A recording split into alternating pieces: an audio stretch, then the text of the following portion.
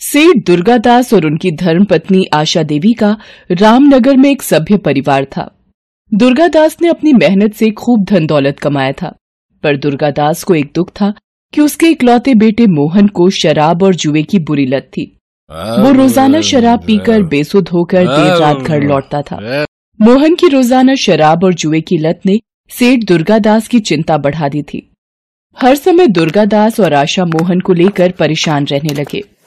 एक दिन दुर्गादास ने आशा से कहा, आशा, मैं सोच रहा हूँ मोहन की शराब और जुए की लत बढ़ती जा रही है। मैंने किशोर भाई साहब से बात की हुई है। उन्होंने एक लड़की बताई है, बहुत ही अच्छे घराने की सुशील लड़की है। मैं सोच रहा हूँ मोहन की शादी कर देते हैं। शायद बहू के आने से मोहन थोड़ा सुधर जाए। तो आप ठीक ही रहे हो। किशोर भाई साहब से बात करके हम रिश्ता पक्का कर देते हैं। सेठ दुर्गादास अपने मित्र किशोर से बात करके लड़की के घर वालों से बात करता है। उसी शाम मोहन जब घर आता है, सेठ दुर्गादास उसे कहता है, मोहन, अब मैंने तुम्हारे लिए लड़की पसंद की है। लड़की अच्छे घराने की, पढ़ी लिखी है। मुझे कोई शादी नहीं करनी पिताजी। मोहन, अगर तुमने इस शादी के लिए मना किया तो तुम्हारा खर्चा पानी पैसे सब मिलने बंद हो जाएंगे। पिता की कही बातों को सुनकर मोहन डर जाता है और शादी के लिए हाँ कर देता है। कुछ दिनों बाद मोहन की शादी सुहाना नाम की लड़की से हो जाती है। सुहाना बहुत ही सुशील और समझदार लड़की थी। वो अपनी सास आशा और ससुर दुर्गादास का बहुत ध्यान रखती थी, पर मोहन उसको बिल्कुल भी पसंद नहीं करता था। दुर्गादास ने सोचा था कि मोहन की शादी के बाद शायद आदतें सुधर जाएंगी, पर ऐसा बिल्कुल भी नहीं हुआ। मोहन अभी भी रोजाना शराब के नशे में ही घर आता था। आशा, मेरी तबीयत कुछ ठीक नहीं लग रही है। मैंने वकील साहब को बुलाया है। मैं चाहता हूँ कि मरने से पहले अपनी सारी जायदाद सुहाना बहू और उसके होने वाले बच्चों के नाम कर जाऊं। मैं नहीं चाहता कि मोहन की बुरी आदतें इस घर को तबाह कर दें। सारी जायदाद सुहाना और उसके होने वाले बच्चों के नाम करके सेठ दुर्गादास स्वर्ग सिधार जाते हैं। दुर्गादास के मरने के बाद सुहाना अपनी सास आशा का बहुत ख्याल रखती थी। वो आशा को कभी भी दुखी नहीं रहने देती थी। एक दिन, माँ जी, ये लीजिए आपका हल्दी वाला दूध। बहू, तुम मेरा कितना ख्याल रखती हो। एक मोहन है जो सारा दिन घर से गायब रहता है, पता नहीं अभी भी कहाँ होगा। माँ, ये सब क्या है? पिताजी ने सारी जायदाद सुहाना के नाम क्यों कर दी? जैसे मैं तो उनका बेटा ही नहीं। मोहन, तुम्हारी शराब की बुरी आदतों की वजह से तुम्हारे पिताजी ने ऐसा किया है। पिताजी ने ये सब ठीक नहीं किया माँ। मोहन गुस्से में फिर से शराब पीने के लिए घर से बाहर निकल जाता है। वो एक बार में पहुंचता है। वो देखता है सामने एक लड़की डांस कर रही है। मोहन लड़की को देखकर चौंक जाता है। लड़की बिल्कुल मोहन की पत्नी सुहाना की शक्ल की होती है। मोहन के दिमाग में सुहाना को रास्ते से हटाने की तरकीब आ जाती है। वो मैनेजर को बोलकर लड़की को अपने पास आने को कहता है। लड़की उसकी टेबल पर जाती है। मेरा एक काम करोगी? बहुत पैसे मिलेंगे। साहब, पैसों के लिए तो मयूरी कुछ भी कर जाएगी, बस आप काम बताओ। एक काम करो, मुझे बाहर मेरी गाड़ी के पास मिलो। कुछ देर बाद मयूरी बार से बाहर आती है। मोहन मयूरी को गाड़ी में बैठने को कहता है और अपनी बात शुरू करता है। देखो मयूरी, बात यह है कि मेरी पत्नी सुहाना की शक्ल हूबहू तुमसे मिलती है। मेरे पिता ने मरने से पहले सारी जायदाद उसके और उसके होने वाले बच्चे के नाम कर दी थी। अब मैं अपने पिता के मरने के बाद पाई पाई को तरस रहा हूं। मैंने जब तुम्हें देखा तो मुझे लगा कि तुम इस मुसीबत से मुझे छुटकारा दिलवा सकती हो। पर मैं कैसे तुम्हारी मदद कर सकती हूँ साहब? मयूरी, मैं अपनी पत्नी को हमेशा हमेशा के लिए इस दुनिया से विदा कर दूंगा। उसके बाद तुम सुहाना की जगह मेरे घर में मेरी बीवी बनकर आओगी। तुम्हें देखकर माँ भी नहीं पहचान पाएगी कि असली बीवी तुम नहीं हो। मैं तुम्हें 1-2 दिन में लेने आऊंगा, फिर हमारा खेल शुरू होगा। तुम जायदाद के कागजात पर नकली साइन करके सारी जायदाद मेरे नाम कर दोगी। मैं तुम्हें तुम्हारे हिस्से के पैसे दे दूंगा। उसके बाद तुम अपने रास्ते और मैं अपने रास्ते। मोहन मयूरी से बात करके घर चला जाता है। उसे पता था कि उसे आगे क्या करना है। सुहाना, ये देखो गोवा की टिकट। तुम पिताजी के जाने के बाद कब से घर की जिम्मेदारियों को पूरा करने में लगी हो। मैंने सोचा हम हनीमून पर भी नहीं गए तो अब हो आते हैं। तुम पैकिंग कर लो, कल की टिकट है।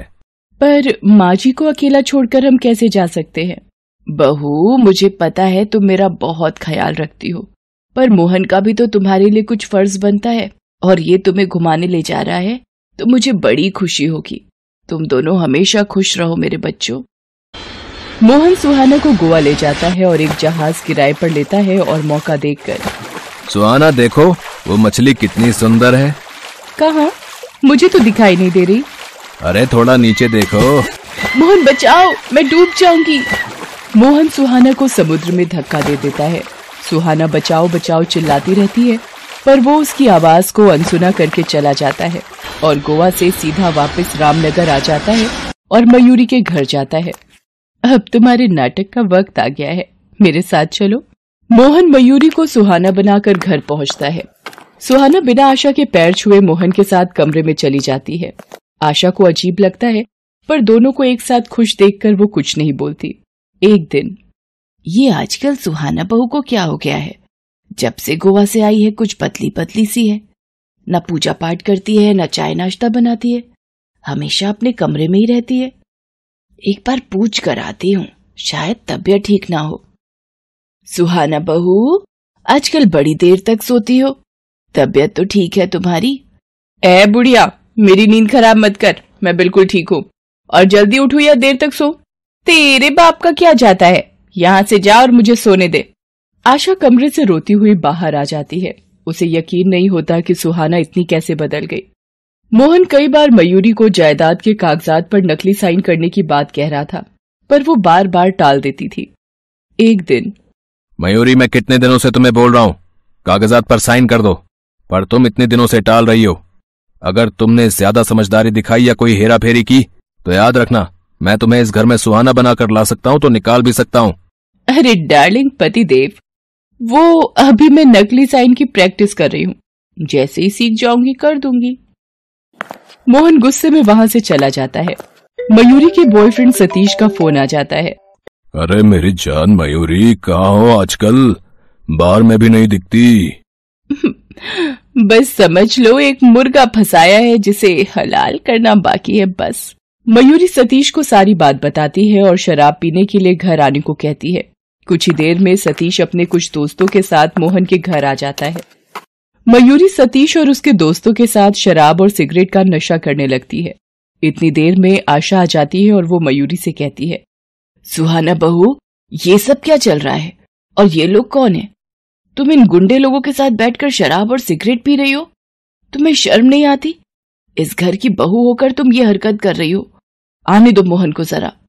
ए बुढ़िया, तू क्या बताएगी अपने बेटे को? वो खुद ही गलत है, और मेरे दोस्तों को तूने गुंडा बोला, तुझे तो मैं अभी बताती हूँ। मयूरी, तुमने मेरी माँ पर हाथ उठाया, मैं तुम्हें जिंदा नहीं छोड़ूंगा। निकल जा मेरे घर से। तुम्हारा घर? एक सेकंड, तुम्हें शायद कोई गलत फहमी हो रही है मिस्टर मोहन। ये घर तो कब का मेरे नाम हो चुका है, यानी कि सुहाना के नाम। निकलोगे तो अब तुम दोनों माँ बेटे। इन्हें जिंदा मत छोड़ो मयूरी, इन दोनों माँ बेटों को जान से मारना ही ठीक रहेगा। जिंदा रहकर ये हमारे लिए खतरा बन सकते हैं। मैं इन लोगों के साथ जाकर दोनों माँ बेटों को खाई से नीचे फेंक देता हूँ। इनकी लाश को पुलिस के कुत्ते भी नहीं ढूंढ पाएंगे। हाँ, ये ठीक रहेगा, इन दोनों को मारना ही सही है। मोहन, ये सब क्या है? ये मयूरी है तो मेरी बहू सुहाना कहाँ है? मेरी बहू सुहाना कहाँ चली गई?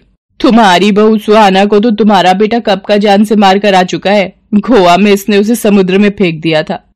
मोहन, तुझे बेटा कहने में मुझे शर्म आती है कि मैंने तुझे अपनी कोख से जन्म दिया। तू मेरा बेटा कहलाने लायक नहीं है। आशा रोने लगती है। सतीश और उसके साथी आशा और मोहन को पकड़कर ले जाने लगते हैं। तभी पुलिस आ जाती है। गिरफ्तार कर लो इन लोगों को। सुहाना जी, आपको डरने की कोई जरूरत नहीं है, हमने इस नकली बीवी को पकड़ लिया है। सुहाना, मेरी बहू, तुम जिंदा हो, ईश्वर का लाख लाख शुक्र है। माँ जी, कुछ मछुआरों ने मेरी जान बचाई और मैं जैसे तैसे यहाँ पहुंची, पर मैंने जब मयूरी को मेरी जगह यहाँ देखा तो मैं सीधा पुलिस के पास मदद के लिए गई और इन्हें सारी बात बताई। मोहन जी, आपको भी हमारे साथ पुलिस स्टेशन चलना होगा। नहीं इंस्पेक्टर साहब, जहाज पर मेरा पैर खुद फिसल गया था। इसमें मोहन की कोई गलती नहीं है। आपने मेरी इतनी मदद की, आप इन लोगों को ले जा सकते हैं। पुलिस मयूरी और सतीश को गिरफ्तार कर लेती है। आशा मोहन से कहती है, देखा मोहन, आज अगर सुहाना तुम्हारी मदद न करती तो सब कुछ बर्बाद हो जाता, हमारी जान भी चली जाती, और तुमने इसे जान से मारना चाहा। सुहाना, मुझे माफ कर दो। मैं अपनी बुरी आदतों के नशे में सही और गलत का फर्क भूल गया था। नहीं नहीं, आप मुझसे माफी मत मांगिए। जो होना था हो गया। आप दुखी मत होइए, मैं आपसे बिल्कुल भी नाराज नहीं हूं। सुहाना की अच्छाइयों ने उसे जिंदा रखा और उसने अपने परिवार को भी बचा लिया। उस दिन से मोहन भी सुधर जाता है और काम पर जाने लगता है। ये देखकर आशा बहुत खुश होती है और सुहाना को गले से लगा लेती है। Thanks for watching.